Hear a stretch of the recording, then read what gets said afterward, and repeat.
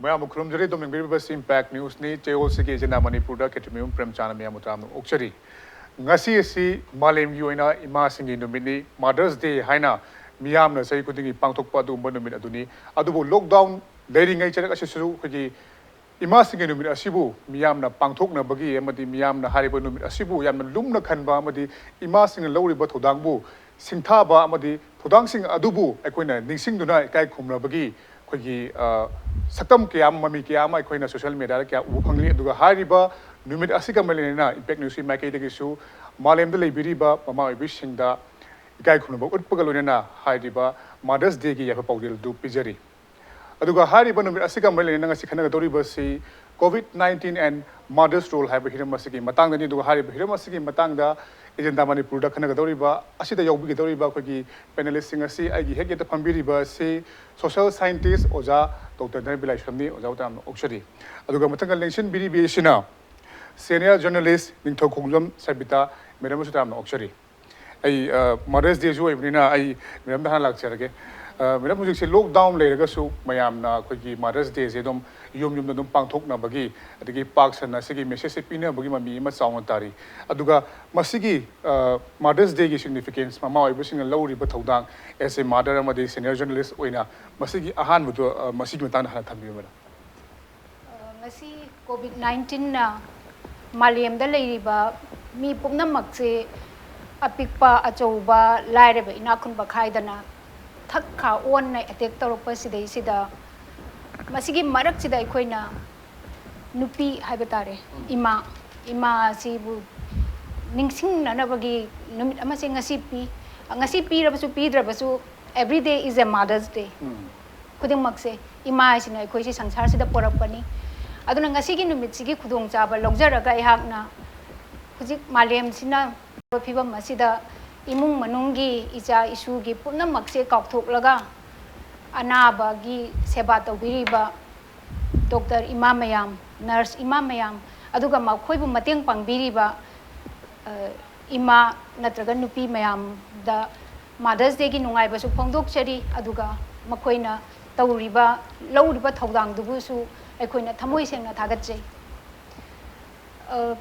Pana Chaukatle, Natraga Chaukatre, Hiragasu, Sangsar Sita, Muiba, Hibajati, Putori Ibasi, Imani.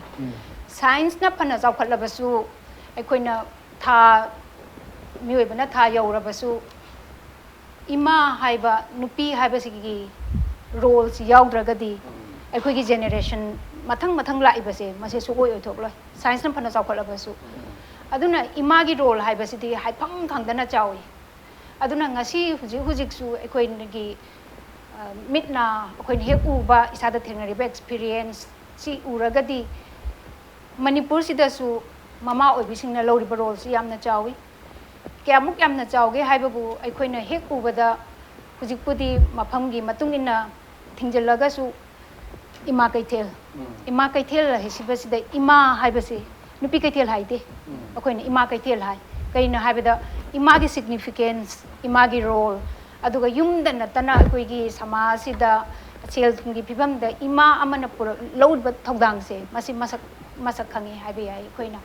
aduna koina matang sida panba yaba si hoji COVID-19 gi tawriba marak asida su koina ui adum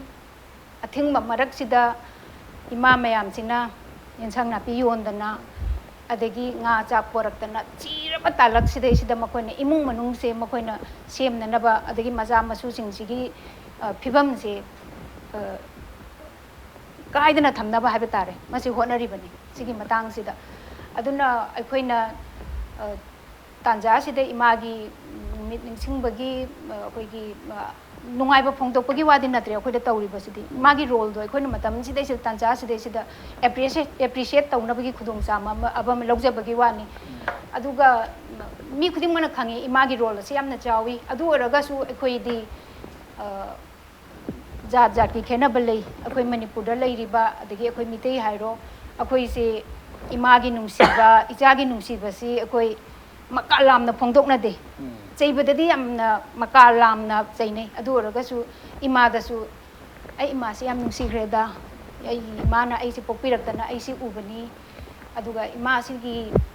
na kathokpa ma yauna masa sida magi oijaba mata sukti thidana khoi unconditional love si torga macha yamgera yamoira macha gi ai se noi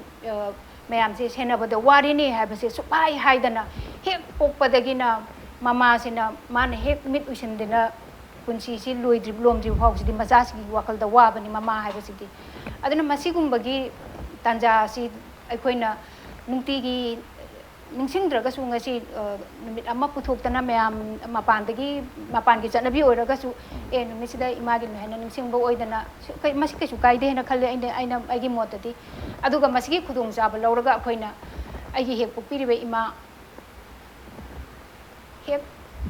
taibang sida ibu pugor ko ima sida akoina nongmata su akoi unai unadana wari watai samine adu oragasu akoin isana khangna isana akoi voluntarily haiba tar ko thamoi sengna nungsiraga su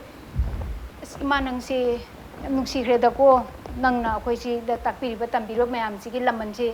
singbang amoi kai ba se akoi haide akoina sereng da kari da pangpa pa bana makhalam ne dana natabi da akoi di sung phongdok te ba masi phongdok pa phayena khalle akoi di adu ngasi gi khudong jab lawjaraga ai bu piba ima ai bu sangsar si gi apa phata puna mak tambi ba ima da ai ngasi su ai ma nangbu yam nungsi ai nangi laman tolabani haibase ai haijari impeki through the yam nungsi wafam ni haibadi mama oibu singna lawriba khoi thaudang amadi makoi gi minungsi makoina makoi gi macha singu kadai da soi gi gadage amadi makoi singa se khoi gi mi oina ba hona ba matam da lawrakiba thaudang singa du koina yenguraga di masi koina mothers day oina yam specific oina thambagi mahutta masi every day habni nungti numit nungti khudingi koina mothers day se koina dum khanba yai habni du bisu matakta khoi gi society khoi gi lamda masi di mama oibu singa amadi masa oibu singna khoi makoi gi nungsiba makoi da phawbu singa du yamna phongna hainadragasu yamna khandragasu madugi nungsideba du sri khoi thamoi dum lai aduga madusu khoina matam chana khoina phongdokpa ma changi haiba wafam sini buram thambi base ai makata ojaram laksage ajik khoi madam na yam phajaba pham thambi khre khoi ma oi bising matangda adu manipur da yeng matam da khoina manipur da lakpa matam da 1904 no pi lan adu 1939 no pi lan adu su mataka tonga dok ya ma thokre no pi gi lup adu ima singi lup sina manipur se thengthang ke ya da mayok yaraga na khoi gi tungi ai fana baselak pangak tani adu bu sum koina jorok na yeng matam da manipur da Oles home masing henkelei nong magi mama oi kya ama lei mafam masida adagi mama pa singa si masa sing inthok pagi thodok kya ama ta na koina pau da tari aduna asigu mama ya masi koina mothers day lakpom numit asida masigi matang da ojana thambini wafam kari kai leki da thambi premjit akhoi ipai puna yam phajana haina balai ko malem lei mana lumbra palem imana maheli korong nong dol wangbra panthoi pana maheli imasi leramdradi mi su leramro maramdi imana pokpa ngakane khoi loina bako ada ipa yaudragadi pokpadi yabra yade ko adubu karigino imada hena importance piri se haide ai khoi mi oiba loina maksi macha oiba mayam jingjina mama na polko mayam sigi tha tara no puraga awaba loi khangi basidi dari chongli da mada ko ima khatane ba aduda natana mu angang si unaba matamda ima ayam bazigi magi asibagi thongal lepan neba laibok phaga hinge laibok patragana leigidre ko ngasi di magi medical care ji khara thagwang pagi bu khara certainty leire ko matam amada di jam chawba akhoi gi ipai puna hainabada langpham ni hainari neba adumaina leirakpa ima sina angang si naupubugi awabasu pure adagi mu magi sum pola matungda mongonda loriba care myam se mabuk pithakpa adagi di na diek tanabo honarakpa chawku matamda ju angang sina sai manga tru phawbokti kanagumba magi mateng yaudragadi angang si kem tongom deba saboi gera thakpoi gera setpoi gera loina maksida mama isina loi tawrga la ineba aduna sahi taru khre lakpa tain pang surakanda angang sina madom phi setpai rakpa saba madom saba herakpa kholakpa matam judadi mama dagi khitang di lapthoga su aduda su mama na senabagi magi lapsen senabagi keno si angpaneba even pakang paraba nupi thiraba je khara thengna halakpada tumba yadrineba magi imagi thodang se aduna ina khanjabada imagi sugumba magi imung ama sagalakpagi thodang sida asuki matik chawre aduna imung ama si imung mayam duna pullaga lekai semini lekai miyam duna pullaga district semini district miyam duna pullaga state semini state miyam na nation laini nation miyam duna international malem laini bako ada loina maksigi magi read learns when akoina space pakthor kamda magi point do di that is the mother mama du ne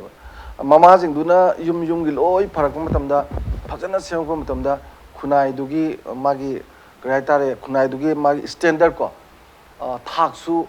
lepabo yabagi leine ba aduna aina khanjabada adumakna oiramgane khale masagi wang duga mari lenana global gi hojik laiba celebration se kitang yengbusu yaidana ko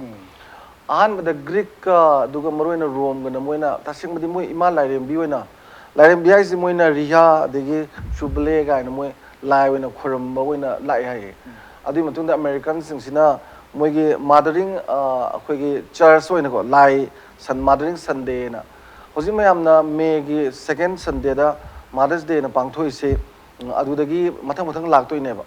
adubu dharma gi church singa ta torga tobudu natabada Julia Watina Kabi Yamna Pova Termina my journal amada 1872 da mothers ki roles fazana irapa civil war gumba Franco Prussian war gumba mamana loba khoi se sumaira pai binaga torbi mayam se imana loba malem gi yamna ingtha tapthana bada mama wai bisingna loba roles gi importance si sum khara khanga paduna yam sangna lakhre do Mother's Day zigi magi declaration ama kanna hona base masidadi hojiki Anna Jarvis sina mazu yam phawu nupi ne magi mama Revis Jarvis legi da bakanda yam chawa function ama tawba aduda western gi di emotional attachment ji walak panina imagi nungsibdu phon mungam se sidagi di masigi potsi khara sum malem gi ona sandongna ba America dai torok panina tai lamda sandopagi possibilities wang edana adumai toraga legi basina ngasi akoina pangthoi se adu amane da western gi di tawham di thopa kari noida moi gi di from the very beginning modernization la ko matung dagi di moi di mama je dum hundo mi ne ba mapa je dum hundo mi ni moi thopa la nai lerga yengna de adun Mother's Day gumba lak pasi de moina punna samin thamina ba punna koi ba khot pa chat pa si khatani mama sing duna ngang ba do tabi ba wari ga li ba do adu katani mama na pa me je moi som da de akhoi rong ga di yam khena gre ko ada aina khanjabada akhoi rom da di ima ipana haiba imana haiba se yamaru we imung amagi thabak to boiro even mama na yadradi macha nupa duna nungsi jaga nupi lo do bari de yarum ni keno ade mama na pambane na haina singnaraga magi nungsi jaba leina luhongi basi matam da yam gra pone ba mama gi role se ada akhoi gi di nupi si di kitang ningol se sidi kitang mayum da leram badagi mapam dagi mayum pan kan di kharai thunga lanjada bi no pan thohan de dena aduna thodo wa thok lai kan da mayum da laksa bana tana ningol chakau ban numita ga lakpa sida ningol gi oina ga khoin tormi sidi ningol gi importance to di leiba mama gi di superiority du leibani na khoi da di ka di hana gi pot da leiram de hana khoina mama ga jilu na tawda mapa ga jilu na tawda bor da khoi su kari bam soi leiram ne ba ado leiram de adu ngasi di ngasai hangbiri ba wahang du ga chana na lakpa matam da ngasi di mama oi bi mayam si kamai tori hai ba wahang amadi la aduna se khoi gi ima ke then da khoi mem na ju ta pi gre ko ima ke then gi sorok machi da po yoli bi mayam jing sina sibai na ju tanei posu yona bhonei potu na silak trakan da mamjal lak matam da di no magi seng ser khara wana ba dugi paisa du yong sitraga din me hek ta sarga jina kindaraga kok ta nan badang wari ne adugu me ima me am do na semak pa macha me am matik sa ba me am yawe ba yam yawe jani ima kaithel gi pojon bi ima sing se moi jing jina paisa nu sa tanjaraga imung puraga macha semjaba je masi yam yaugre ba adubu macha sing sina chaura kanda ngasi gi modernization gi period sida di thirei ba mamau du su leijari ba macha du su magi thabak mayam ama chinbagi di oiram be ai ko acho sang oirak pa policy maker yaure I tongan ba daito responsibility chau yaura kan sida ima ga wari saba phangta ba ima gi damak tani gai duna khoi gi keno khoi gi mateng pangbina ba helper gumba ga thambi ba pai haiba gi wani premjit aigi ima gi damak ta ina yam nungsi ba au ba anan ba thamdana ko helper ama thamaga ayuki breakfast sa ga pitak puse mem kaisu pambana te ba mamung duna ibu mai thajaraga chandon jawa thilaga ko yam nungsina imagi ni ko gaina haw ta ba yam thawai yauna seba ga to bujine ba mane moi bi mama oi bi na ga yengjai je ko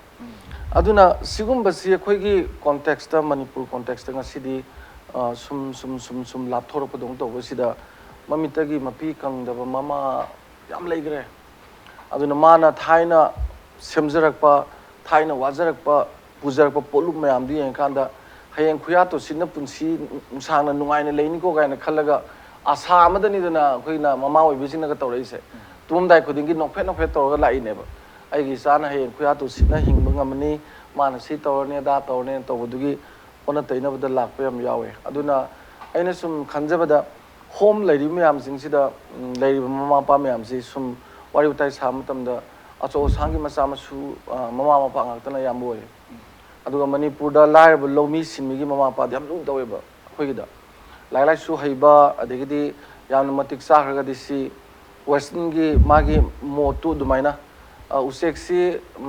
mama pa ga usek kiduna masaji we makon degi pai banga mana pai gre no mata moi halaga mama pa da hanna kaim hangade aduna sidi nature ni ga natural ni ga na western concept se sida laga smain tau gi basina yam wana leiba mama pa sing se khoina home da urisi aina thamjaning bedadi ngasi gi mothers day ziga mai leina na ko covid ki awa chai theng si yamna nangma matam sida ko sida ju mama sina loba daita si yam chawgre second round su lak pe ko ada ngasi degi from today's onwards malem gi ni image no meaning sing basida adumaina numit khudingi milu degi pirang kang lebi imam yam do adugi da mangta when they have need to do something ka kari makra di tawrage image da maktai adu tawge da tawge ga khara khanbi bam thwe na khali maram di punsi ji that is unreasonable journey ka imado ima hairakpa haiji maktabu tungi lambina sanghoraba mangi lambina tela abneba kuiroi dabneba aigi maduni hinge ngar sahi tara pharoi dabneba officer magi mama jibo ai gumbagi ima ai jage sukuina punsiroi dana aduna ten graba matam akhoina ju matik sarakpa ima na paminge piba gamba matam sidadi momon nok na khuya to sina yam nungai ne hingan bese akhoi nata oriental people gi nata yorok panina iram dam sidagi hana irabon nagi iba ima gi puja ga do fajare kaino aduna aidi ngasi dagi ko madugumbagi wakhal ma khanbiraga ima singbu masing yam banate ko loina makta haise banasade kanagumana thawa sadaba yawbiragadi imagi milugi pirang tethok paise mogi that is bondal duty of them is my thamsagi yam nusi ba phomni ma sisu aibadi hujik leiriba koi gi manipur gi chanavida all age home sing hengalakpa amadi tuan ba mafam kya dagi mama pa sing asi macha sing ni thok piri na tragana macha sing leminadri haiduna leiriba sing asida su aikoina makoina lauriba ima sing lauriba thodang adu akoina munna khanthai daga ima sing asigi yaifana ba makoigi lemhoriba punsi asibu akoina nuwa yaifana thamna ba akoina hona ba mathau tai haiba wafam duni ai makata ne mem namlak sege miram huyuk se covid-19 je mu pusala kanda lockdown manung jida mama oi bisingna lauriba thodang maruina magi macha sing se mu mapan thokhigadra adi covid-19 je mu narakadra masigi su mathakta mu atopa mamanaba sing laikai da pullaga masi phataba mi oirakadra adagidi mu magi laik tambana kamai tawbono haibana singbasi hawjik china hena mama oi singi thodang ji hena yama pugum tawbe masi matang di miram na kai thambeni stage ni loina maksi aduda koi gi macha mature oikraba kangbu gi di pare haibadi madu komthokani haibagi nataba masana phafatal lepe nataba school chaliba sahi manga taru jiti pi ingai dagi su thare adagi di high school level yorokpa natraga school sikitang angang sina class 3 4 ka hara di jiti online da tawba potpa ma tawre ada mama gi role se hujik am hen chawre covid manung sidadi ko covid 19 manung jiti chawri si kari gi no haibada akoi gi phaminaraga homework tawbagi apapata si chumi si lali tawbududi araibani amarom dati natabadu si class si oja duga interact tawba matam sidai sida mama si yog da yarakta machang ka thadok pa yarakta classroom dadi oja kaina control tawre dana hujikti yum su classroom oira abani hujiki pibam sidadi aduna mama si su akoi gi ipang pang na le thokpa yada ba ipang pang na haibadi thawasa dana le thokpa yaraktre ja sing si gi magi su tungi lambi ni semdori se career semdori bani aduga karigum akhoi gi manipur dadi online gi class tawre ꯇꯧꯔꯒ ꯑꯗꯒꯤ ꯄꯔꯤꯈꯥ ꯊꯥꯕꯒꯤ ꯑꯃ ꯑꯗꯒꯤ ꯍꯧꯖꯤꯛꯁꯦ 10 12ꯒꯤ ꯑꯉꯥꯡꯒꯤ career ꯁꯦꯝꯕꯒꯤ future ꯁꯦꯝꯕꯒꯤ ꯁꯤꯒꯤ ꯑꯦꯛꯖꯥꯃꯤꯅꯦꯁꯟꯒꯤ ꯆꯦ ꯌꯦꯡꯕ ꯈꯣꯠꯄꯒꯤ ꯁꯤꯁꯨ ꯍꯧꯔꯦ ꯑꯗꯨꯒ ꯑꯇꯣꯞꯄ ꯀꯟꯇ꯭ꯔꯤ ꯈꯔꯗꯗꯤ ꯄꯨꯔꯥ ꯀꯦꯟꯁꯦꯜ ꯇꯧꯕꯁꯨ ꯌꯥꯎꯏ ꯑꯗꯨꯅ ꯑꯩꯈꯣꯏꯒꯤꯗꯤ ꯁꯤꯗꯁꯨ ꯁꯤꯁꯨ ꯊꯥꯒꯠꯅꯤꯡꯉꯥꯏꯅꯤ ꯑꯣꯟꯂꯥꯏꯟꯗꯒ ꯇꯧꯅ ꯍꯣꯠꯅꯔꯤꯁꯦ ꯑꯗꯩꯗ ꯃꯁꯤꯗꯒꯤꯁꯤꯗ ꯑꯩꯈꯣꯏꯅ ꯌꯥꯝ ꯍꯦꯟꯅ ꯆꯦꯛꯁꯤꯟꯒꯗꯧꯔꯤꯁꯤ ꯀꯔꯤꯅꯣ ꯍꯥꯏꯕꯗ ꯑꯉꯥꯡꯁꯤꯡꯁꯦ ꯀ꯭ꯂꯥꯁꯁꯦ ꯑꯣꯟꯂꯥꯏꯟꯁꯦ ꯄꯨꯔꯥ ꯇꯧꯒꯗꯕ ꯅꯠꯇꯦ ꯑꯗꯒꯤ ꯍꯧꯖꯤꯛꯁꯤꯗꯤ ꯑꯉꯥꯡꯁꯤꯡꯁꯦ ꯌꯨꯝꯗꯁꯤ ꯂꯣꯏꯅ ꯃꯣꯕꯥꯏꯜ ꯂꯩꯅꯔꯕꯅꯤꯅ ꯑꯦꯟꯗ꯭ꯔꯣꯏꯗꯁꯤ ꯄꯥꯏꯗꯅ ꯂꯣꯏꯅ सिजनरब मतमसिददी स्कूल चलुरगदी मागी होमवर्क तौदना अमा तौबगी ngak पोथाबगी मतम खरबु फंगे आंगांसिंगसिदी मसानसु यामने फिजिकली एक्टिव होय अदुगी हुजिक्ति युमदै मपान थोंगनु सानसु साना हंद्रे अदुगी साना हंद्रबनिना ममा मपासिंगसिदसु अमुक हेना अचोब बर्डन हाइबदी याद्रे रेस्पोंसिबिलिटी से अमुक हेलेबा हानागी मथक्तुदा स्कूल की ओजागा क्लास की दुसु मोइना डायलॉगदबनी अदे होमवर्क आंगांदना भाप तारिब्रा तादिब्रा अदुसु खंगननाबा अदगी ओलकलिबा मतम सिदैसिदा थाइनदी ममामपाना आंगांसु याम याम पोई अदुगा पुलब स्कूल थारगा आंगांदुना कई तमि तमदे खंगपोनदे अदुम खेनरे बुजिक्सिदी आंगांसु याम नदरे अदुना ममा मपागी रोल से यामना जावे अदगा सिगी मतांसिदा इ नमु ngसाइगी प्रेमचंद हाना हंगिबा ओल्ड एज होम हेंगलपगी मतांसिदा मसिदी लाइफस्टाइल सु होंगई अइना खनबा वाखन आइगी इचाना खलु यारोय एक्सपोजर ची हेलई कइना द मखोइगी अखोइना उरमदब एवेन्यू म्याम अमा मोइना उराबनी हुजिक्ति इचा नुपा हाइबा लेत्रे नुपी हाइबा लेत्रे मागी करियर दुगी मतुंगिनदी माना चटखिबा लम माना पांबा यूनिवर्सिटी इंडिया की वांगमा अतै अतै कंट्री म्याम दसु लेनरबनी अदुना लेनरिबनिना मागी लाइफस्टाइल दुदा तरक्पसिदैसिदा क्लेश अमा लापा ममा पारसिनसु इनबदो युम हिंगोन थादोगा इनबसु यावी कनाउ मै मकै लोइना योंथोगने मचागी मनाता लेमिनकिबसु यावी मदुगी फिबमदसु हेक ngamdaba अखोइना तौरिबसे मसिदा अखोइसे क्लाइमैक्स अमनि अखोइगिसिसु क्राइसिस हाइगरा क्लाइमैक्स हाइगरा अदैदा मचागी मतुंगसु इनबा ngamdaba अदुगा मचानसु अखोइगी पुरा होली मंगोंदा अटेंशन पीबसे वालपसे नुसीदबगी वादिना तब फिबमना आइगी इचा आदा लेख्रबदुना आइगी डे टू डे दुदति कसु यंगसिनबदि ngamaroidana ko aduna akhoi su masigi damaktadi mama mapa su nungsigadabani nungsibai mathaktuda mama mapa na su magi hujiki oiriba phibam se si akhoi gi mamangi generation adi bhaptaroi aduga hujikti akhoi su masi ura abanina masigi change dai sida akhoi su tapna adaptation se akhoi su fit oinaba isana ai thanta ai si icha singsi mapanda lekradi ai hingba tabani ko haibagi wakhan sidai sida isana isai thanta independently aduga isa si healthy oina aduga reliable isa self reliant oibase masi su tamba tabagi stage masu yora abra khalli aina aduga mama kano tawba kangbu akoi gi old age home da leiba singse tasengna hairabadi nungai ba machagi mama su yauram be yai aduna trabdo kanamta leitraba yaurbane kanamta leitraba su yawi aduna oles deisida mohoi gi shelter ma piri basiti shelter ma phangbadugi damakti akoina appreciate tawfam thui moina taw siliba kambu duna aduga atei chakhotpa lamdadi oles home center sing sidi yam phajana akoi gi ahn sing sigi nungaina ba aduga akoina mama mapa लाक्त्रब बक्सु मजा सिंग यौरप ngamdragasu अखोइगी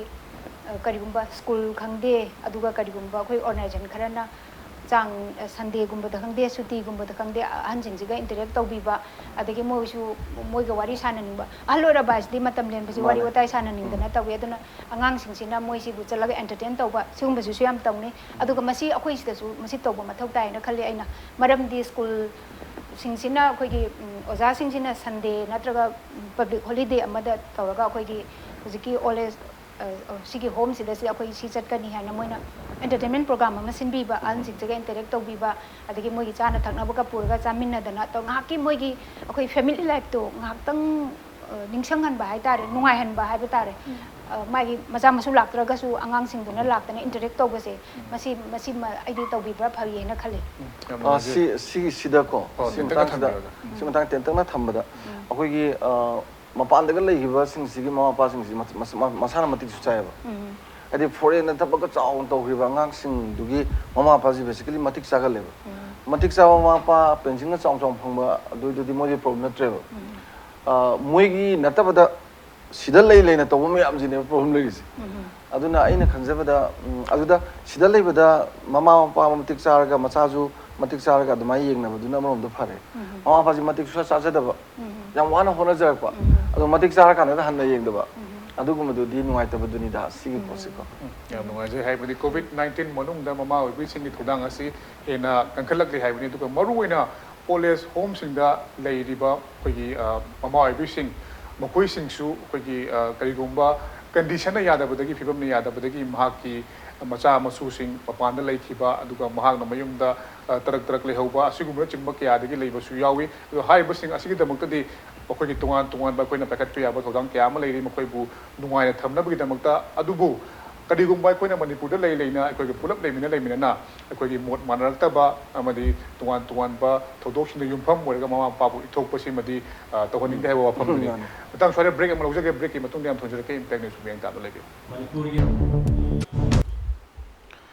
ꯃꯌꯥꯝꯕꯨ ꯑꯃꯨꯛꯀ ꯇꯔꯥꯝꯅ ꯑꯣꯛꯆꯔꯤ ꯈꯟꯅꯔꯝꯂꯤꯕ ꯑꯁꯤ ꯉꯁꯤ ꯃꯥꯂꯦꯝꯒꯤ ꯑꯣꯏꯅ ꯏꯃꯥꯁꯤꯡꯒꯤ ꯅꯨꯃꯤꯠ ꯍꯥꯏꯔꯤꯕ ꯅꯨꯃꯤꯠ ꯑꯁꯤꯒ ꯃꯔꯤ ꯂꯩꯅꯅ COVID-19 ꯑꯦꯟ ꯃꯥꯗꯔꯁ ꯔꯣꯜ ꯍꯥꯏꯕ ꯍꯤꯔꯝ ꯑꯁꯤꯒꯤ ꯃꯇꯥꯡꯗꯅꯤ ꯑꯩ ꯃꯈꯥ ꯇꯥꯅ ꯑꯣꯖꯥꯗ ꯑꯃꯨꯛ ꯂꯥꯛꯆꯒꯦ ꯑꯣꯖꯥ ꯃꯃꯥ ꯑꯣꯏꯕꯁꯤꯡꯅ ꯑꯩꯈꯣꯏꯒꯤ ꯏꯃꯨꯡ ꯃꯅꯨꯡꯒꯤ ꯃꯥꯒꯤ ꯃꯆꯥ ꯁꯦꯝꯅꯕ ꯑꯗꯨꯒ ꯏꯃꯨꯡ ꯃꯅꯨꯡ ꯄꯨꯅꯕ ꯁꯤꯒꯤ ꯊꯕꯛꯁꯤꯡꯁꯤ ꯑꯗꯨꯝ ꯍꯦꯛ ꯃꯈꯣꯏꯅ ꯃꯃꯥ ꯍꯥꯏꯕ ꯃꯤꯡꯊꯣꯟꯗꯨ ꯐꯪꯕꯗꯒꯤ ꯂꯦꯞꯇꯅ ꯇꯧꯔꯒ ꯂꯥꯛꯑꯕꯅꯤ ꯑꯗꯣ ꯃꯔꯨꯑꯣꯏꯅ ꯍꯧꯖꯤꯛ COVID-19ꯒꯤ ꯃꯅꯨꯡꯁꯤꯗ ꯅꯣꯡꯃꯒꯤ ꯁꯨꯔꯒ ꯆꯥꯖꯔꯝꯕ ꯅꯣꯡꯃꯒꯤ ꯏꯟꯖꯥꯡ ꯅꯥꯄꯤ ꯌꯣꯜꯂꯒ ꯆꯥꯖꯔꯝꯕ ꯑꯗꯒꯤ ꯏꯟꯖꯥꯡ ꯅꯥꯄꯤ ꯌꯣꯜꯂꯒ ꯃꯆꯥ ꯃꯁꯨꯁꯤꯡ ꯂꯥꯏꯔꯤꯛ ꯇꯝꯍꯜꯂꯛꯄ ꯃꯃꯥ ꯀꯌꯥ ꯑꯃꯗꯤ ꯈꯨꯗꯣꯡꯆꯥꯗꯕ ꯀꯌꯥ ꯑꯃ ꯃꯥꯌꯣꯛꯅꯔꯤ ꯁꯨꯝ ꯁꯝꯅ ꯄꯜꯂꯕꯗ ꯑꯩꯒꯤ ꯏꯃꯥꯁꯤ ꯍꯧꯖꯤꯛ ꯀꯋꯥꯗ ꯀꯩꯊꯦꯜ ꯐꯝꯃꯤ ꯐꯤ ꯌꯣꯜꯂꯤ ꯑꯗ ꯂꯣꯛꯗꯥꯎꯟ ꯂꯩꯈꯤꯕꯁꯤꯗ ꯊꯕꯛ ꯇꯧꯐꯝ ꯈꯪꯗꯕꯁꯤꯗ ꯑꯩꯉꯣꯟꯗ ꯏꯕꯨꯡꯉꯣ ꯅꯪꯕꯨ ꯀꯔꯐ꯭ꯌꯨ ꯄꯥꯁ ꯑꯝꯇ ꯄꯤꯕꯤꯌꯨ ꯏꯃꯥꯁꯦ ꯄꯣꯠ ꯇꯦꯛꯄ ꯆꯠꯀꯦꯒ ꯍꯥꯏ ꯑꯗ ꯑꯩꯅ ꯏꯃꯥ ꯀꯔꯐ꯭ꯌꯨ ꯄꯥꯁ ꯑꯣꯏꯅ ꯂꯧꯕ ꯌꯥꯗꯦ ꯈꯣꯠꯇꯦ ꯍꯥꯏ ꯑꯗꯨ ꯉꯝꯅ ꯉꯝꯅꯕ ꯆꯦꯜꯂꯒ ꯏꯟꯖꯥꯡ ꯅꯥꯄꯤ ꯀꯣꯕꯤ ꯑꯃꯨꯛ ꯌꯣꯜꯂꯦ ꯑꯃꯃꯨꯛ ꯌꯣꯜꯂꯦ ꯑꯗꯨꯝ ꯌꯨꯝꯒꯤ ꯀꯣꯟꯅꯅꯕ ꯍꯥꯏꯇꯥꯔꯦ ꯑꯗꯨꯝ ꯁꯤꯒꯤ ꯔꯣꯜ ꯃꯌꯥꯝꯁꯤ ꯑꯗꯨꯛꯀꯤ ꯃꯇꯤꯛꯇꯤ ꯌꯥꯝꯈ꯭ꯔꯦ ꯑꯗꯣ ꯃꯁꯤꯗꯩꯁꯤꯗ ꯊꯦꯡꯅꯔꯤꯕ ꯈꯨꯗꯣꯡꯆꯥꯗꯕꯁꯤꯡꯁꯤ ꯃꯔꯨꯑꯣꯏꯅ ꯅꯣꯡꯃꯒꯤ ꯁꯨꯔꯒ ꯅꯣꯡꯃꯒꯤ ꯌꯣꯜꯂꯒ ꯀꯩꯊꯦꯜꯗ ꯐꯝꯃꯒ ꯆꯥꯔꯤꯕꯁꯤꯡꯁꯦ ꯃꯁꯤꯗ ꯂꯣꯛꯗꯥꯎꯟꯅ ꯄꯤꯔꯤꯕ ꯆꯩꯊꯦꯡ ꯑꯗꯣ ꯃꯁꯤꯗ ꯑꯩꯈꯣꯏꯅ ꯀꯃꯥꯏꯅ ꯌꯦꯡꯕ ꯌꯥꯏ ꯃꯁꯤꯒꯤꯗꯃꯛꯇ ꯑꯩꯈꯣꯏꯅ ꯀꯔꯤ ꯇꯧꯕ ꯌꯥꯏ ꯂꯩꯉꯥꯛꯅꯒꯗꯤ ꯀꯔꯤ ꯇꯧꯕ ꯌꯥꯏ ꯍꯥꯏꯗꯨꯒ ꯆꯥꯅ ꯃꯇꯦꯡ ꯊꯝꯕꯤꯌꯨ ꯃꯁꯤꯒꯤ ꯃꯇꯥꯡꯁꯤꯗ ꯌꯦꯡꯕ ꯌꯥꯕꯁꯦ ꯃꯅꯤꯄꯨꯔꯒꯤꯗꯤ ꯏꯃꯥ ꯀꯩꯊꯦꯜ ꯐꯝꯕꯤ ꯃꯌꯥꯝꯁꯦ ꯃꯁꯤꯅ ꯃꯥꯒꯤ ꯌꯨꯝꯒꯤ ꯃꯦꯟꯇꯦꯅꯦꯟꯁꯇ ꯌꯥꯝ ꯆꯥꯎꯕ ꯊꯧꯗꯥꯡ ꯑꯃ ꯂꯧꯔꯤꯅꯤꯅ ꯀꯩꯊꯦꯜꯁꯤ ꯏꯃꯥ ꯀꯩꯊꯦꯜ ꯉꯥꯛꯀꯤ ꯅꯠꯇꯦꯀꯣ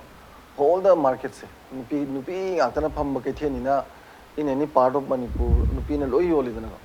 ꯑꯗꯨꯅ ꯍꯧꯖꯤꯛ ꯐꯥꯎꯕꯗꯗꯤ ꯑꯩꯈꯣꯏꯒꯤ ꯏꯝꯐꯥꯜꯒꯤ ꯑꯆꯧꯕ ꯀꯩꯊꯦꯜꯁꯤꯗꯤ ꯐꯝꯕ ꯌꯥꯗ꯭ꯔꯦ ꯍꯥꯏꯔꯒ ꯗꯤꯁꯇ꯭ꯔꯤꯛꯀꯤꯗꯤ ꯑꯗꯨꯝ ꯏꯃꯥꯁꯤꯡꯒꯤ ꯄꯣꯠ ꯆꯩ ꯌꯣꯟꯖꯔꯤꯗꯅ ꯑꯗꯨꯅ ꯃꯣꯏꯒꯤꯗꯤ ꯑꯃꯨꯛ ꯑꯃꯔꯣꯝꯗ ꯑꯃꯨꯛ ꯐꯈ꯭ꯔꯦꯕ ꯑꯗꯨꯒ ꯃꯁꯤꯡ ꯌꯥꯝ ꯌꯥꯝꯕ ꯅꯤꯌꯔꯂꯤ ꯃꯣꯏꯒꯤ ꯑꯦꯁꯇꯤꯃꯦꯠ ꯑꯃ ꯆꯥꯎꯔꯛꯄ ꯇꯧꯕꯗꯗꯤ ꯐꯨꯜ ꯁ꯭ꯋꯤꯡꯗ ꯀꯩꯊꯦꯜꯁꯤ ꯀꯥꯈꯠꯂꯛꯑꯗꯤ ꯅꯤꯌꯔꯂꯤ 10,000ꯒꯤ ꯃꯌꯥꯗꯅꯦꯕ ꯄꯣꯠ ꯆꯩ ꯌꯣꯜꯂꯤꯁꯤꯡꯁꯦ ꯂꯝꯕꯤ ꯀꯔꯤ ꯂꯣꯏ ꯀꯣꯚꯔ ꯇꯧꯁꯤꯜꯂꯒ ꯑꯗ ꯑꯗꯨꯒꯨꯝꯕ ꯃꯌꯥꯝꯁꯤꯡꯗꯨ ꯉꯁꯤꯗꯤ ꯄꯣꯠ ꯌꯣꯟꯕ ꯌꯥꯗ꯭ꯔꯕꯅꯤ나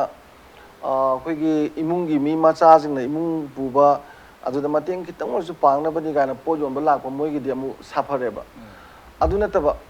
포치 열라가 카이텐 파마가 이문 부바 타생나 여리바 마얌도 아두기디 얌나 와닝아이니 아다 마시다 사 하이비 버금나 이마나 이문다 코이나 얌나 importance 레이시 맘제 still 직접혹시 이마제 to some extent family ki maintenance sa de family management mo dum tori masafa na matik sa balesu management mo dum tori sentum kanagum badi phangba tolo me am mama da kai da pisan ba dum yaw nei ko ade pi da na moina manage ta busu yawi aduda ima hoye kari imungi jingsina management tang sida decision making ji moina pam ba ji mau atopa lakpa lai lai soi bisingna decision making du moina munna bhona pusine ba power struggle se magi mama ga mauga gisu sida neba tasal kra leiba jisu ko awda yamna haiba imung dadi mama sina management tawda khoi gi ngasai gi adjustment ama tawra management dum taweba thamningi de na maintenance su part of family gi yamaru ba poni aduga management su khwaidi maru ba pot amani ko ada covid ki chaitheng sida khoina khwaidagi khoida darkar orisi number 1 chaba thapa wataba chaba thapa duju yaragadi hojikse mane immune se kakhanaba khare na phajana chaw haibane ba phangmoi phangdaboi adagi masi hinjang se kanaba kanadaba yenga paksa chaba du bok toganu haibane mai kidiko aduna sigumbagi tanza sidadi ima singsina hairiba imam yam du mong the maximum di akoina di ꯃꯣꯏꯁꯦ ꯄꯩꯁꯥ ꯇꯥꯜꯂꯝꯃꯔꯣꯏꯗ꯭ꯔꯥ ꯑꯗꯨ ꯇꯧꯔꯝꯃꯔꯣꯏꯗ꯭ꯔꯥ ꯈꯟꯕꯗ ꯃꯣꯏꯁꯨ ꯑꯗꯨꯝ ꯃꯣꯏ ꯉꯝꯅꯕ ꯑꯗꯨꯝ ꯍꯣꯠꯅꯩꯌꯦꯕ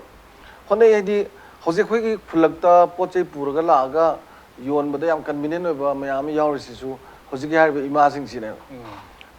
ꯑꯌꯥꯝꯕ ꯈꯨꯜꯂꯛꯇ ꯄꯨꯔꯛꯇ꯭ꯔꯅꯦ ꯍꯤꯟꯖꯥꯡ ꯄꯨꯔ ꯂꯥꯛꯑꯒ ꯂꯧꯒꯦꯔꯥ ꯀꯥꯏꯅ ꯇꯧꯕ ꯑꯗꯨꯃꯥꯏꯅ ꯌꯣꯟꯕ ꯃꯣꯏ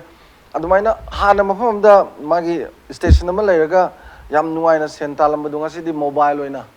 ꯃꯣꯏꯅ ꯐꯪꯉꯛꯄ ꯄꯣꯠ ꯈꯔꯗꯨ ꯑꯥꯗꯩ ꯇꯤꯎꯔꯒ ꯈꯨꯜꯂꯛ ꯏꯔꯛꯇ ꯆꯠꯂꯒ ꯌꯣꯜꯂꯒ ꯃꯣꯏ ꯐꯤꯖꯤꯀꯦꯜ ꯗꯤꯁꯇꯦꯟꯁꯤꯡꯁꯦ ꯃꯦꯟꯇꯦꯟ ꯇꯧꯔꯒ ꯑꯗꯨꯝ ꯍꯤꯡꯅꯕ ꯍꯣꯠꯅꯕ ꯏꯃꯥ ꯃꯁꯤꯡ ꯌꯥꯝ ꯌꯥꯝꯃꯦꯕ ꯑꯗꯨꯒꯤꯗꯨ ꯇꯧꯗ꯭ꯔꯗꯤ ꯑꯃꯨꯛ ꯁꯣꯝꯗꯁꯨ ꯆꯥꯕ ꯊꯛꯄꯁꯨ ꯋꯥꯠꯇꯣꯏꯕ ꯑꯗꯨꯗ ꯂꯧꯔꯤꯕ ꯗꯥꯏꯇꯗꯨꯃꯗꯤ ꯌꯥꯝ ꯆꯥꯎꯔꯦ ꯍꯥꯏꯕ ꯇꯥꯔꯦꯀꯣ ꯑꯗꯨꯒ ꯃꯃꯥ ꯑꯣꯏꯕꯤꯁꯤꯡꯅ ꯁꯦ ꯌꯥꯝ ꯍꯦꯟꯅ ꯑꯗꯨꯃꯥꯏꯅ ꯏꯃꯨꯡ ꯄꯨꯗꯕ ꯅꯠꯇꯕ ꯅꯍꯥ ꯑꯣꯏꯔꯞ ꯇꯧꯕ ꯃꯦꯝ ꯑꯃꯁꯨ ꯍꯥꯏꯕꯤꯈꯤꯕ ꯑꯉꯥꯡꯁꯦ ꯀ꯭ꯂꯥꯁ 5, 6, 7ꯒ ꯇꯝꯕ ꯂꯩꯕ ꯅꯍꯥ ꯑꯣꯏꯔꯤꯕ ꯃꯧꯁꯤꯡꯗꯗꯤ ꯑꯃꯨꯛ ꯃꯣꯏꯁꯤ ꯑꯣꯐꯤꯁꯀꯤ ꯊꯕꯛ ꯇꯧꯕꯅ ꯐꯔꯦ ꯇꯧꯗꯕꯅ ꯑꯌꯥꯝꯕꯅ ꯃꯣꯏꯁꯤ ꯌꯨꯝꯗ ꯍꯤꯡꯒꯣꯜꯗ ꯀꯩꯗ ꯊꯣꯛꯑꯒ ꯄꯣꯠ ꯆꯩ ꯊꯥꯕ ꯈꯣꯠꯄ ꯂꯧꯕꯨꯛꯇ ꯀꯩꯗ ꯇꯧꯔꯒ ꯄꯣꯠ ꯆꯩ ꯂꯧꯕ ꯈꯣꯠꯄ ꯌꯣꯟꯕ ꯇꯧꯏꯗꯅ ꯑꯗ ꯃꯣꯏꯅ ꯑꯃꯨꯛꯁꯤ ꯐꯪꯉꯤꯕ ꯄꯣꯠꯁꯤ ꯑꯃꯨꯛ ꯄꯨꯊꯣꯛꯄꯁꯤ ꯑꯃꯨꯛ ꯐꯔꯛ ꯇꯥꯗꯅ ꯄꯣꯠꯁꯤ ꯌꯣꯟꯗꯕꯒꯤ ꯄ꯭ꯔꯣꯕ꯭ꯂꯦꯝꯁꯨ ꯂꯩꯔꯤꯅꯦꯕ ꯑꯗꯨꯅ ꯁꯣꯔꯁ ꯑꯣꯐ ꯏꯟꯀꯝꯁꯤ ꯂꯥꯛꯅꯕ ꯍꯣꯠꯅꯕꯗ ꯈꯤꯇꯪ ꯄ꯭ꯔꯣꯕ꯭ꯂꯦꯝ ꯑꯣꯏꯕꯁꯤꯃ ꯃꯣꯏ ꯑꯗꯨꯝ ꯑꯋꯥꯕꯁꯤ ꯅꯪꯉꯤꯀꯣ ꯑꯦꯅꯤꯍꯥꯎ ꯃꯦꯅꯤꯍꯥꯎ ꯍꯣꯠꯅꯕꯗꯤ ꯍꯣꯠꯅꯔꯤ ꯑꯗꯩ ꯑꯅꯤꯁꯨꯕꯗ ꯃꯃꯥꯁꯤꯡꯒꯤꯗ ꯑꯩꯈꯣꯏꯒꯤ ꯍꯧꯖꯤꯛ ꯂꯨꯕ ꯅꯥꯟꯕ ꯍꯥꯏꯔꯁꯤꯀꯣ ꯑꯉꯥꯡꯁꯤꯡꯗꯤ ꯈꯨꯠ ꯍꯥꯝꯃꯣꯏꯗꯅꯦꯕ ꯈꯨꯠ ꯍꯥꯝꯃꯣꯏ ꯑꯗꯒꯤꯗꯤ ꯁꯥꯟꯅꯔꯨꯒꯦ ꯁꯣꯁꯤꯌꯦꯜ ꯗꯤꯁꯇꯦꯟꯁꯤꯡ ꯐꯤꯖꯤꯀꯦꯜ ꯗꯤꯁꯇꯦꯟꯁꯤꯡꯒ ꯂꯩꯄꯣꯠꯇꯦꯕ ꯊꯣꯡꯒꯥꯟꯗꯩ ꯆꯥꯎꯅ ꯅꯥꯟꯊꯣꯛꯈ꯭ꯔꯗꯤ ꯍꯧꯖꯤꯛꯀꯥꯟꯗꯗꯤ ꯃꯣꯏꯗꯤ ꯂꯝꯄꯥꯛꯇ ꯀꯩꯗ ꯃꯣꯏ ꯄꯨꯜꯂꯞ ꯍꯦꯛꯇ ꯄꯪꯁꯥꯟ ꯁꯥꯟꯅꯕꯒꯗꯣ ꯍꯦꯛꯇ ꯐꯥꯅ ꯄꯨꯅꯕ ꯑꯗꯨ ꯁꯦꯟꯅꯕꯗꯗ ꯃꯁꯔꯨꯛ ꯑꯃ COVID-19ꯁꯤꯅ ꯈ꯭ꯋꯥꯏꯗꯒꯤ ꯆꯥꯎꯕ ꯄꯣꯠꯂꯨꯝ ꯑꯃ ꯃꯣꯏꯗ ꯄꯤꯕꯤꯔꯤꯅꯦꯕ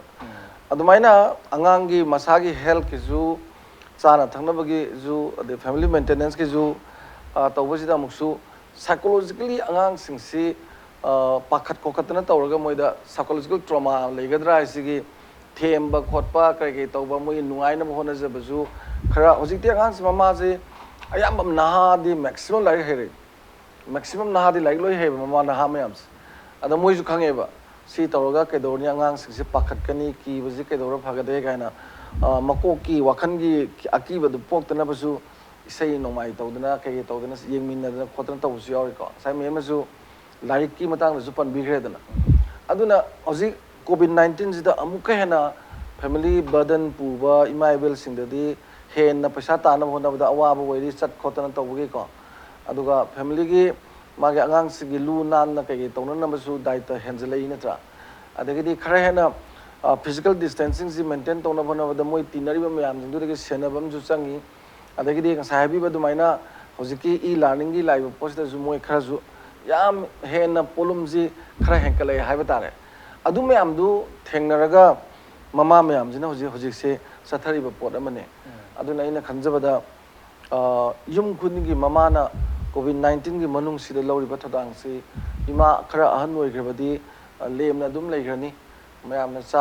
ꯄꯤꯖꯕꯗꯨ ꯆꯥꯔꯅꯤ ꯑꯗꯒꯤ ꯃꯣꯏꯁꯤꯡꯁꯦ ꯍꯧꯖꯤꯛ ꯑꯩꯈꯣꯏꯒꯤ ꯇꯁꯦꯡꯅ ꯍꯥꯏ ꯀꯥꯟꯗ ꯃꯃꯥ ꯑꯣꯏꯕꯤꯁꯤꯡ ꯀꯩꯊꯦꯜ ꯐꯝꯕꯤꯁꯤꯡꯁꯦ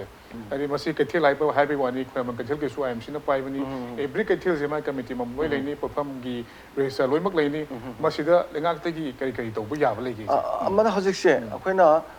ꯂꯩꯉꯥꯛꯅ ꯇꯧꯕ ꯌꯥꯕꯁꯤ ꯌꯥꯝ ꯂꯥꯏꯌꯦꯕ ꯌꯥꯝ ꯂꯥꯏꯌꯦꯗꯤ ꯌꯥꯝ ꯂꯨꯗꯦꯕ ꯑꯩꯈꯣꯏꯅ ꯍꯥꯡꯇꯣꯛꯑꯀꯥꯟꯗ ꯍꯦꯛꯇ ꯃꯤꯁꯦ ꯌꯥꯝ ꯆꯤꯜꯂꯀꯥꯟꯗ ꯐꯤꯖꯤꯀꯦꯜ ꯗꯤꯁꯇꯦꯟꯁꯤꯡꯁꯦ ꯃꯦꯟꯇꯦꯟ ꯇꯧꯗ꯭ꯔꯦ ꯍꯥꯏꯁꯦ ꯑꯇꯩ ꯅꯠꯇꯦꯕ ꯏꯁ ꯑꯣꯐ ꯗ ꯗꯤꯁꯇ꯭ꯔꯤꯛ ꯃꯥꯏ ꯍꯥꯟꯅ ꯇꯧꯔꯝꯃꯤꯁꯦ ꯀꯩꯊꯦꯜꯁꯦ ꯂꯥꯞꯅ ꯁꯤꯗ ꯑꯝꯇ ꯂꯥꯛꯇꯦꯕ ꯁꯤꯒꯤ ꯅꯨꯄꯤꯁꯤꯡꯅ ꯑꯥꯗꯒꯤ ꯂꯧꯔꯒ ꯄꯣꯠ ꯌꯣꯟꯕꯅꯤ ꯑꯥꯒꯤ ꯂꯣꯏꯖꯤꯡ ꯂꯣꯌꯥꯒꯤ ꯈꯨꯜꯂꯛ ꯏꯔꯛꯀꯤꯅ ꯃꯣꯏꯅ ꯄꯨꯊꯣꯛꯆꯔ ꯃꯣꯏ ꯀꯩꯊꯦꯜꯗ ꯌꯣꯟꯕꯅꯦꯕ ꯁꯤꯗ ꯌꯥꯝ ꯍꯦꯟꯅ ꯄ꯭ꯔꯦꯁꯔ ꯂꯩꯔꯣꯏꯕ ꯍꯧꯖꯤꯛꯇꯤ ꯂꯣꯏ ꯂꯥꯛꯑꯦꯕ ꯑꯗꯨꯅ ꯒꯥꯔꯤ ꯅꯨꯡꯂꯤꯁꯨ ꯆꯦꯟꯗ꯭ꯔꯕꯅꯤꯅ ꯃꯌꯥꯝꯁꯨ ꯂꯥꯛꯇꯅꯕꯒꯤ ꯄꯣꯠꯁꯤ ꯊꯝꯕꯤꯔꯒ ꯐꯤꯖꯤꯀꯦꯜ ꯗꯤꯁꯇꯦꯟꯁꯤꯡꯁꯤ ꯃꯦꯟꯇꯦꯟ ꯇꯧꯔꯒ ꯑꯩꯈꯣꯏꯒꯤ ꯀꯣꯏꯁꯟ ꯊꯝꯃꯒ ꯄꯣꯠ ꯌꯣꯜꯍꯟꯕꯗꯤ ꯑꯗꯨꯝ ꯌꯥꯏꯗꯅ ꯑꯗ ꯄꯣꯠ ꯂꯩꯕ ꯂꯥꯛꯄꯁꯤꯡꯅꯁꯨ ꯒ꯭ꯌꯥꯟ ꯇꯥꯕꯤꯔꯒꯗꯤ ꯑꯗꯨꯝ ꯌꯥꯕ ꯑꯗ ꯑꯩꯈꯣꯏꯒꯤꯗ ꯃꯗꯨꯃꯛ ꯆꯠꯊꯖꯦꯅ ꯇꯧꯔꯝꯕꯗꯨ ꯀꯤꯔꯤꯁꯤ ꯕ꯭ꯔꯨꯡ ꯍꯦꯛꯇ ꯍꯨꯞꯆꯟꯕ ꯑꯗꯩ ꯐꯤꯖꯤꯀꯦꯜ ꯗꯤꯁꯇꯦꯟꯁꯤꯡ ꯃꯦꯟꯇꯦꯟ ꯇꯧꯔꯛꯇꯕ ꯑꯗꯨꯗꯩꯗꯤ ꯄꯣꯠ ꯌꯣꯟꯕꯤꯁꯤꯡꯁꯨ ꯃꯥꯒꯤ ꯃꯐꯝꯗꯨ ꯃꯨꯟꯅꯅꯕ ꯍꯣꯠꯅꯕꯗ ꯍꯦꯛꯇ ꯅꯛꯁꯤꯟꯅꯔꯛꯄ ꯑꯗꯨꯃꯥꯏꯅ ꯇꯧꯕꯅꯤ ꯑꯗꯨꯅ ꯍꯧꯖꯤꯛꯁꯤꯗ ꯂꯥꯏꯁꯦꯟꯁ ꯄꯥꯏꯔꯒ ꯂꯥꯞꯂꯞ ꯃꯥꯏ ꯄꯣꯠꯐꯝ ꯂꯩꯖꯔꯤꯕ ꯏꯃꯥ ꯃꯌꯥꯝꯁꯦ ꯃꯣꯏꯁꯤꯗꯤ ꯐꯤꯖꯤꯀꯦꯜ ꯗꯤꯁꯇꯦꯟꯁꯤꯡꯁꯦ ꯃꯦꯟꯇꯦꯟ ꯇꯧꯔꯒ ꯑꯩꯗꯤ ꯑꯗꯨꯝ ꯄꯣꯠ ꯌꯣꯜꯍꯟꯕ ꯌꯥꯏꯌꯦꯅ ꯈꯜꯂꯤ ꯑꯗ ꯂꯨꯔꯤꯁꯦ ꯑꯃꯨꯛ ꯄꯣꯠ ꯌꯣꯟꯅꯅꯕ ꯂꯥꯛꯀꯗꯕ ꯏꯃꯥꯗꯨꯅ ꯇꯣꯡꯒꯗꯕ ꯒꯥꯔꯤꯁꯦ ꯄꯦꯁꯦꯟꯖꯔ ꯄꯨꯕ ꯒꯥꯔꯤꯁꯦ ꯑꯣꯇꯣ ꯑꯣꯏꯒꯦꯔꯥ ꯑꯣꯇꯣꯗ ꯃꯤꯗꯨ ꯑꯍꯨꯝꯗꯩ ꯇꯣꯡꯕ ꯌꯥꯔꯣꯏ ꯍꯥꯏꯔꯗꯤ ꯚꯔꯥꯗꯨꯗꯤ ꯐꯔꯛ ꯇꯥꯔꯅꯤ ꯅꯠꯇ꯭ꯔꯥ ꯑꯗ ꯍꯣꯔꯦꯟ ꯄꯣꯠ ꯌꯣꯟꯗꯣꯏꯗꯨꯒ ꯍꯪꯒꯟꯗꯥꯏ ꯚꯔꯥꯗꯨꯒ ꯑꯃꯨꯛ ꯐꯔꯛ ꯇꯥꯔꯅꯤ ꯑꯗꯒꯤ ꯕꯁ ꯅꯨꯡ ꯆꯦꯟꯕꯁꯨ ꯅꯠꯇꯕꯅꯤꯅꯀꯣ ꯕꯁ ꯆꯦꯜꯂꯝꯃꯒꯗꯤ ꯍꯧꯖꯤꯛ ꯃꯇꯝꯗ ꯕꯁ ꯂꯧꯕ ꯃꯤ ꯂꯧꯕ ꯆꯠꯇꯣꯏꯁꯦ 50 ꯇꯣꯡꯕ ꯌꯥꯕ ꯕꯁꯇꯨ ꯃꯣꯏ 10ꯃꯨꯛꯇ ꯇꯣꯡꯉꯛꯇꯣꯏꯅꯦꯕ ꯃꯔꯝꯗꯤ ꯐꯤꯖꯤꯀꯦꯜ ꯗꯤꯁꯇꯦꯟꯁꯤꯡ ꯃꯦꯟꯇꯦꯟ ꯇꯧꯔꯒꯀꯣ ꯑꯗꯨꯃꯥꯏꯅ ꯁꯔꯀꯥꯔꯒꯤ ꯇ꯭ꯔꯥꯟꯁꯄꯣꯔꯠ ꯕꯁ ꯃꯌꯥꯝ ꯂꯩꯔꯤꯁꯤ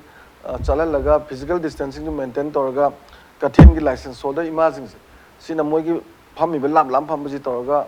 ꯃꯌꯥꯝꯅꯁꯨ ꯉꯁꯥꯏꯒꯤ ꯍꯦꯜꯊ ꯄ꯭ꯔꯣꯇꯣꯀꯣꯜ ꯃꯌꯥꯝꯁꯤ ꯈꯪꯕꯤꯔꯒ ꯄꯣꯠ ꯆꯩ ꯂꯩꯕ ꯌꯣꯟꯕ ꯑꯩ ꯃꯇꯝ ꯈꯔꯒꯤ ꯃꯇꯨꯡꯗ ꯇꯧꯔꯛꯈꯤꯅꯦ ꯈꯜꯂꯤ ꯍꯧꯖꯤꯛ ꯐꯥꯎꯕꯗꯤ ꯃꯌꯥꯝꯁꯤ ꯂꯥꯛꯄ ꯈꯣꯠꯄꯒꯤ ꯑꯗꯒꯤ ꯍꯣꯏ ꯈꯪꯂꯣꯟ ꯂꯣꯟꯁꯟꯈꯤꯗꯅ ꯃꯁꯤꯗꯩꯁꯤꯗ ꯑꯩꯁꯨ ꯅꯨꯃꯤꯠꯁꯤꯒꯤ ꯇꯉꯥꯏ ꯐꯗꯕ ꯑꯃꯒꯤ ꯊꯕꯛ ꯑꯃ ꯆꯠꯄꯅꯦ ꯆꯠꯄꯁꯤꯗꯩꯁꯤꯗ ꯊꯪꯒꯥꯜ ꯕꯖꯥꯔ ꯑꯗꯨꯒ MG ꯑꯦꯚꯤꯅ꯭ꯌꯨꯗ ꯂꯩꯕ ꯇ꯭ꯔꯥꯐꯤꯛ ꯖꯦꯝꯁꯤꯗꯤ ꯅꯣꯔꯃꯦꯜꯗꯒꯤ ꯍꯦꯜꯂꯦ ꯀꯩꯅꯣꯗ ꯃꯤꯁꯤꯡꯁꯦ ꯅꯨꯃꯤꯠꯁꯤ ꯍꯥꯡꯉꯤꯉꯩꯁꯤꯗ ꯂꯣꯏꯅꯃꯛ ꯊꯣꯛꯂꯛꯑꯦꯕ ꯑꯗ ꯊꯣꯛꯂꯛꯄꯁꯤꯗꯩꯁꯤꯗ ꯑꯩꯈꯣꯏꯅ ꯇꯧꯕ ꯌꯥꯕꯁꯤ ꯀꯩꯗꯧꯒꯦ ꯍꯥꯏꯕꯗ ꯌꯨꯝ ꯑꯃꯗꯒꯤ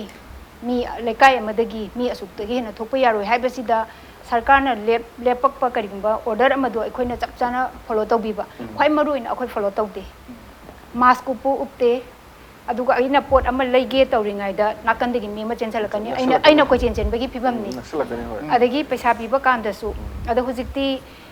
ꯄꯩꯁꯥ ꯌꯥꯔꯤꯈꯩ ꯁꯤꯖꯤꯟꯅꯕꯤꯔꯅꯨ ꯀꯥꯔꯗ ꯁꯤꯖꯤꯟꯅꯔꯒ ꯄꯣꯠ ꯂꯩꯅꯔꯁꯤ ꯍꯥꯏ ꯃꯅꯤꯄꯨꯔꯗꯗꯤ ꯃꯁꯤꯒꯤ ꯄꯔꯁꯦꯟꯇꯦꯖꯁꯤꯗꯤ ꯌꯥꯝ ꯅꯦꯝꯃꯤ ꯗꯨꯀꯥꯟ ꯈꯨꯗꯤꯡꯃꯛꯁꯨ ꯃꯁꯤ ꯂꯩꯕ ꯅꯠꯇꯦ ꯀꯩꯊꯦꯜ ꯌꯣꯟꯕꯤꯗꯨꯅ ꯑꯩꯈꯣꯏꯅ ꯀꯃꯥꯏꯅ ꯀꯥꯔꯗ ꯄꯤꯗꯣꯔꯤꯕꯅꯣ ꯌꯥꯗꯦ ꯑꯗꯨꯅ ꯑꯩꯈꯣꯏꯅ ꯈ꯭ꯋꯥꯏꯗꯒꯤ ꯃꯔꯨꯑꯣꯏꯅ ꯑꯩꯈꯣꯏ ꯏꯁꯥꯅ ꯚꯥꯞ ꯇꯥꯕ ꯑꯃ ꯆꯪꯉꯤ ꯑꯩꯈꯣꯏꯒꯤ ꯌꯨꯝꯁꯤꯗ ꯉꯁꯤ ꯃꯤ ꯑꯃ ꯊꯣꯛꯈ꯭ꯔꯒꯗꯤ ꯑꯃ ꯊꯣꯛꯄ ꯌꯥꯗ꯭ꯔꯦ ꯍꯥꯏꯕ ꯑꯃ ꯁꯤꯒꯤ ꯕꯤꯜꯗꯤꯡꯁꯤꯗꯒꯤ ꯃꯤ ꯑꯃ ꯊꯣꯛꯈ꯭ꯔꯗꯤ ꯑꯅꯤꯁꯨꯅ ꯊꯣꯛꯄ ꯌꯥꯗꯦ ꯍꯥꯏꯕ ꯑꯗꯨꯒꯨꯝꯕ ꯔꯦꯁꯇ꯭ꯔꯤꯛꯁꯟ ꯑꯃꯗꯤ ꯗꯔꯀꯥꯔ ꯂꯩ ꯑꯗꯨ ꯅꯠꯇꯕꯤꯗ ꯑꯩꯈꯣꯏꯒꯤ ꯅꯍꯥꯟꯒꯤ ꯐꯤꯕꯝꯗꯨꯗꯤ ꯌꯥꯝꯅ ꯗꯦꯟꯖꯔꯅꯤ ꯑꯩꯈꯣꯏꯒꯤ ꯃꯔꯛꯇ ꯀꯅꯥꯒꯨꯝꯕ ꯑꯃ ꯑꯩꯈꯣꯏꯁꯦ ꯏꯟꯐꯦꯛꯁꯟꯁꯦ ꯂꯩꯔꯦꯅ ꯈꯜꯂꯣꯅꯦ ꯃꯗꯨ ꯑꯣꯏꯔꯒꯗꯤ ꯍꯦꯛꯇ ꯑꯉꯛꯄꯗ ꯊꯨꯅ ꯁꯟꯗꯣꯛꯀꯅꯦꯕ ꯑꯗꯣ ꯈ꯭ꯋꯥꯏ ꯃꯔꯨꯑꯣꯏꯅ ꯑꯩꯈꯣꯏ ꯏꯁꯥꯁꯦ ꯚꯥꯞ ꯇꯥꯕ ꯑꯃ ꯗꯔꯀꯥꯔ ꯂꯩ ꯃꯔꯛꯇꯅ ꯑꯩꯈꯣꯏꯒꯤ ꯉꯁꯥꯏꯒꯤ ꯃꯥꯗꯔꯁ ꯗꯦꯗ ꯑꯃꯨꯛ ꯂꯥꯛꯑꯀꯥꯟꯗ ꯑꯩꯈꯣꯏꯒꯤ ꯅꯨꯄꯤ ꯑꯣꯏꯕꯤꯁꯤꯡ ꯃꯃꯥꯁꯤꯡꯁꯦ ꯃꯈꯣꯏꯒꯤ ꯗ꯭ꯔꯤꯝ ꯇꯣꯉꯥꯟꯕ ꯑꯃ ꯂꯩꯖꯩ ꯃꯈꯣꯏꯁꯨ ꯃꯃꯥ ꯑꯣꯏꯔꯒꯁꯨ ꯑꯣꯖꯥ ꯑꯗꯨꯝ ꯑꯣꯏꯖꯅꯤꯡꯕ ꯗꯣꯛꯇꯔ ꯑꯗꯨꯝ ꯃꯥꯒꯤ ꯀꯦꯔꯤꯌꯔ ꯆꯠꯊꯅꯤꯡꯕ ꯑꯗꯨꯒ ꯑꯇꯣꯞꯄ ꯂꯥꯏꯟꯗ ꯃꯌꯥꯝ ꯆꯠꯊꯅꯤꯡꯕ ꯃꯌꯥꯝ ꯂꯩ ꯑꯗꯨꯕꯨ ꯃꯥꯅ ꯃꯃꯥ ꯍꯥꯏꯕ ꯃꯤꯊꯣꯟꯁꯦ ꯐꯪꯈꯤꯕ ꯑꯃꯗꯤ ꯏꯃꯨꯡꯒꯤ ꯊꯕꯛ ꯏꯪꯈꯥꯡꯗ ꯑꯩꯈꯣꯏ ꯃꯅꯤꯄꯨꯔꯗ ꯌꯦꯡꯉꯀꯥꯟꯗ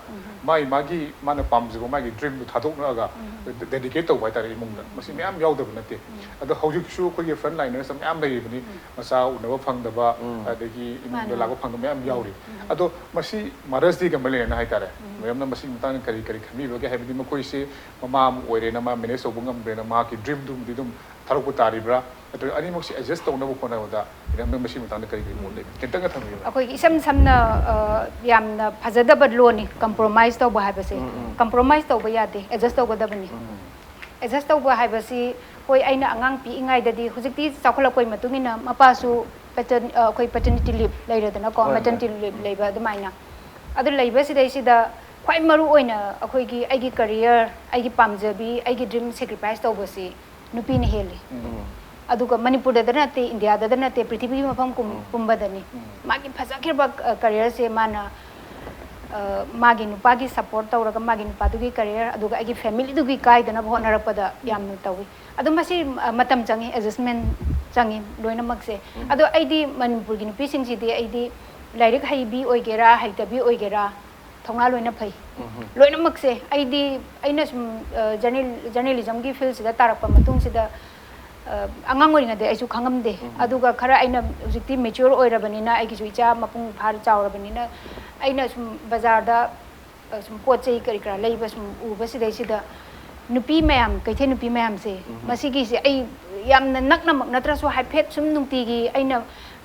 ꯑꯣꯐꯤꯁ ꯍꯟꯈꯤꯕꯁꯤꯗ ꯍꯦꯛ ꯆꯪꯉꯒ ꯁꯨꯝ ꯌꯦꯡꯉꯦ ꯑꯗ ꯃꯣꯏꯁꯦ ꯌꯥꯝ ꯊꯧꯅꯥ ꯂꯩꯅ ꯃꯔꯤꯜ ꯂꯩꯅ ꯇꯧꯋꯤ ꯆꯨꯝꯅꯒꯤ ꯑꯩꯈꯣꯏ ꯀꯤꯊꯤ ꯀꯤꯔꯨꯝ ꯇꯧꯅ ꯃꯣꯏ ꯌꯣꯟꯕ ꯅꯠꯇꯦ ꯑꯩꯈꯣꯏꯒꯤ ꯌꯥꯝꯅ ꯃꯊꯧꯅꯥ ꯂꯩꯅ ꯑꯩꯒꯤ ꯔꯣꯜ ꯑꯩ ꯏꯆꯥꯁꯨ ꯁꯦꯝꯒꯗꯧꯔꯤꯕꯅꯤ ꯑꯗꯨꯒ ꯃꯤꯅꯁꯨ ꯂꯥꯛꯆꯕ ꯌꯥꯗꯅ ꯃꯣꯏ ꯇꯧꯋꯤ ꯑꯩꯈꯣꯏ ꯂꯥꯏꯕꯛ ꯊꯤꯕ ꯑꯃꯅꯤ ꯃꯤ ꯑꯁꯣꯟꯕ ꯈꯔꯗꯤ ꯌꯥꯎꯔꯝꯕ ꯌꯥꯏ ꯑꯗꯨ ꯑꯣꯏꯔꯒꯁꯨ ꯃꯣꯏꯁꯤ ꯌꯥꯝꯅ ꯃꯔꯤꯟ ꯂꯩꯅ ꯃꯊꯧꯅꯥ ꯂꯩꯅ ꯊꯣꯛꯂꯛꯑꯦꯕ ꯃꯥ ꯏꯀꯥꯏ ꯅꯨꯡꯁꯤ ꯑꯩꯒꯤ ꯏꯊꯧꯅꯤꯀꯣ ꯍꯥꯏꯅ ꯑꯩ ꯌꯨꯝ ꯁꯦꯝꯒꯗꯕꯅꯤ ꯏꯆꯥ ꯁꯦꯝꯒꯗꯕꯅꯤ ꯑꯗꯨꯒ ꯑꯩ ꯏꯄꯨꯔꯣꯏꯕ ꯂꯩꯒꯦꯔꯥ ꯂꯩꯔꯣꯏꯔꯥ ꯑꯩꯒꯤ ꯏꯄꯨꯔꯣꯏꯕ ꯄꯩꯁꯥ ꯊꯣꯛꯀꯦꯔꯥ ꯊꯣꯛꯑꯣꯏꯔꯥ ꯑꯗꯨ ꯌꯦꯡꯗꯅ ꯑꯩꯒꯤ ꯏꯊꯧꯗꯨꯗꯤ ꯆꯞ ꯆꯥꯅ ꯇꯧꯒꯗꯕꯅꯤ ꯍꯥꯏꯅ ꯑꯃ ꯊꯣꯛꯂꯛꯏ ꯑꯗꯣ ꯃꯁꯤꯗꯤ ꯆꯞ ꯆꯥꯅ ꯃꯁꯤꯗꯤ ꯑꯩꯗꯤ ꯃꯩꯇꯩ ꯅꯨꯄꯤꯒꯤ ꯊꯧꯅꯥ ꯃꯅꯤꯄꯨꯔꯒꯤ ꯅꯨꯄꯤꯒꯤ ꯊꯧꯅꯥ ꯍꯥꯏꯕ ꯇꯥꯔꯦ ꯑꯩꯗꯤ ꯃꯁꯤꯗꯤ ꯌꯥꯝ ꯊꯥꯒꯠꯅꯤꯡꯉꯤ ꯀꯩꯅꯣꯗ ꯑꯩꯗꯤ ꯍꯧꯖꯤꯛꯇꯤ ꯌꯥꯝ ꯅꯛꯅ ꯎꯕ ꯑꯃ ꯐꯪꯉꯦꯕ ꯑꯩꯅ ꯍꯥꯟꯅ ꯈꯪꯉꯝꯗꯕ ꯑꯗꯣ ꯍꯧꯖꯤꯛꯇꯤ ꯎꯏ ꯑꯗꯣ ꯌꯥꯝ ꯊꯧꯅꯥ ꯂꯩꯅ ꯊꯣꯛꯂꯛꯏ ꯃꯣꯏ ꯀꯤꯊꯤ ꯀꯤꯔꯨꯝ ꯇꯧꯅ ꯑꯩ ꯅꯤꯔꯨꯒꯦ ꯅꯠꯇ꯭ꯔꯒ ꯃꯤꯉꯣꯟꯗ ꯅꯣꯟꯖꯔꯨꯒꯦꯅ ꯊꯣꯛꯂꯛꯄ ꯅꯠꯇꯦ ꯑꯩ ꯏꯄꯥꯡꯒꯜꯅ ꯑꯩꯒꯤ ꯊꯧꯅꯥꯅ ꯑꯩꯒꯤ ꯂꯧꯁꯤꯡꯅ ꯑꯩꯒꯤ livelihood se ai tan ge ija seng be na thorok pani masi gi matang sidati aduga simasu leire aduga lai khai bi sing ji su imung su pui hoi kana gumba khara 1% 2% yarum bi ai madudi akoi na yam personally madudi akoi khangdi adu natraga su akoi ne yeng bi wo ujik se feel khuding makta department mayam ama nupin head of department oi college mayam ama ge principal oi aduga masi oi ri base moina तौरमद struggle दो मधुदी मी कनासु खंगोयबा मा मसादना खंगदबने माना हेक लुकोंगबदगी मसा मसु लेरकबदगी माना तौरगदब adjustment मयाम दो मसा P इबनी P इबसी मफम अखोगी होय मने मकुदा सिनरमगा नत्रगा मागी से कनो योपिनबा म लेरगा सु मद तौरगा एडजस्टमेंट दो तौरगा माना मरक सिदै सिदा मागी ड्रीम दो मधु इला इला इबनेबा अदुगा any field yeng sini hujik nupi leitaba kana yawi nupi ne loina makna hujik se yamna dominantly aduga aina ne sum masi yeng bada nungai tabasu hai ai nungai ten di hainingi nupi adu adagi wana tabida akoi ge IMC gi akoi gi lambi na laliba seng sangi ba mayam se nupi ngakta ne ba hujik tawri ba mayam se nungdang hujik pudi lockdown leibani na udre adu nungdang aram hangi badasu ayuk nganta dasu nungdang phana thenga basu kaithen na laliba kholaliba sengi ba mayam se moine ba adu oragadi nupi singsina de sui chawba responsibility amadi lawri ba masi appreciate tawraga khoi gi sarkar na su adu mari reina ba khoi gi department na su moi sigi kaido ba ya bagi haibigi lambi madi upi ga da bane ba adu masi matang sida ai nungsununga yeng bada akhoi gi hojikti internet ki matamni adeda akhoi gi chief minister akhoi gi Sri Ningthoukhongjam Birena kangla manungda kangla gi thabak subi mayam unaraga man tawbada aduda mokoi gi haining ba haihobado madugi khudong jaba masu piba moigi awa nungai share ta hobado madugum bagi du maina akhoi gi loina mak se personally unadra ga su haiphet share to phom amdi tho ina ina khalle mari leina ba mayam sina sigi sidai sida chumnagi e ngahaki mateng pangpagi wana tabada kaido sigi ba long term plan amasu darkar le okay yam nuai je madam ai bude koina nupi everything asina compromise to wi mahuta adjustment to rakanda magi dream madu koina dum puraga chatna ba am thona laino hona biu haibani duga ngasi mothers day gamale na manipur gi leibidi ba mama everything su hai ba sumai to adjustment to raga magi dream su oi boisanu ai aroi boina ozara laksane ngi oza mama oi bi kogi Napoleon su haiba apabai mam piu kaina pai kan loina mak phana ba to jagi nation ni kai haibse masi leigre aduna maram marga apaba mama hai jida education ju lakta ba yaro maram di hojiki matam sida khoi hojiki generation jida khoi gi icha isu sing aduga khoi wakal du khangbi ba ma khoi gi feelings su khangbi ba matam da khoi na su education ji yaw da ba yaro for example hojik covid 19 manung da wali chaw ba issue sing gi manung da ching ki matang da ching phangi phangde card ya de Narega gi matang da ai mona pisa changi changdi ai gi shoi sagre ai gi khubi namre masi ko mayam si tasing hai matam da awareness ma wat pa education wat pa dagi thokna di oine duna asagi apapa mama si gi matang da ko gi amna education ma thau tarak pa adagi social exposure kya am su thau tarak pa si matang da jan aroi bun thambi kai gi thambi aroi bada hojiki wa duga mai le ngai thaming se mama oiba targa de hojiki mana kunai ama semada mama gi thodang du saw bunina thaina de laisu di lo yawe akhoi gi nupi sing si marwena imaibel sing si seneng sing si laisu ai jim dia pasin yawe moi lari haite but they are very educated pa akhoi na illiterate ni haibase yam educated oiba dagi yam educated oiba illiterate warasu laisu yam yawe haiba practical wisdom yam na leba laisu je laisu ji mathakta akoina larik ki knowledge ga amuka hapsal lagadi awat pai du di leira roeba awda mo ji laiba train sina mo laiyam hai bajina mo laisu mu yaw da aniji once punjal laga ek chat ki badawa akoi gi mai matam bada magi purpose magi objective magi target me am se akoi gi nupi sing de lo yaw ne ba aduna hojik se magi situation jina demand to rese hana na laisu hairaga lai yaw da bi gi gap ma hojina lai hairaga laisu yaw da bi gap ma si leibaji mai aniji loksalaga both lyric and laisu aniji yauraga semaga di ko yamena phane khaleba aduga ina haining bam tangana aikoi je fashion no yam togole awna yam leigre hojikan da khoi ge se fathers day zu lei ko adagi later ne adagi the appreciation of the husband's day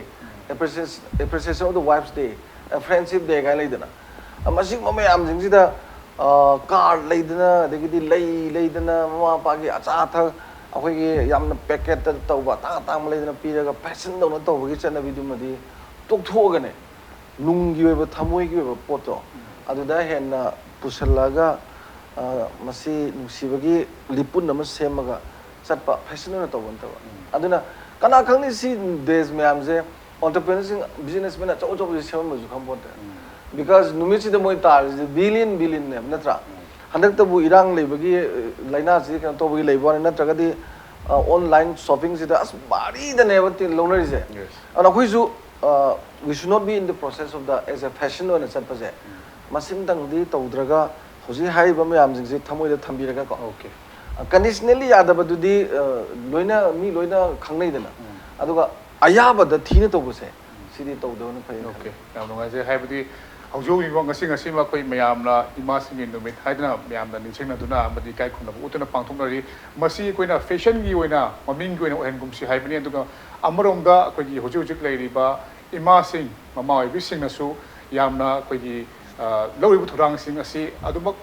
lori basi mathakta khoi masagi oiba dream sing adu su follow tawraga adjustment tawraga yamna thona leibi amadi lamdam masibu handagi hauna kadare soikidagi haina ngaktuno laiba ima singi thona adu hanba oidaba oibiu haiba waisi thamjaraga ngasi goinadi agenda Manipur gi thorom asi tang solution jarage ngasi gi thorom asida panelist ani buna sawya bi dong thagu pongchri basini ngasi gi agenda Manipur gi thorom ngasi gi thorom sikam to we have to ekhoi gi email id impactdpnews@gmail.com natraga ekhoi gi Facebook page ta kan ge priya gani ngasi gi nadi kan ibang jari krom jari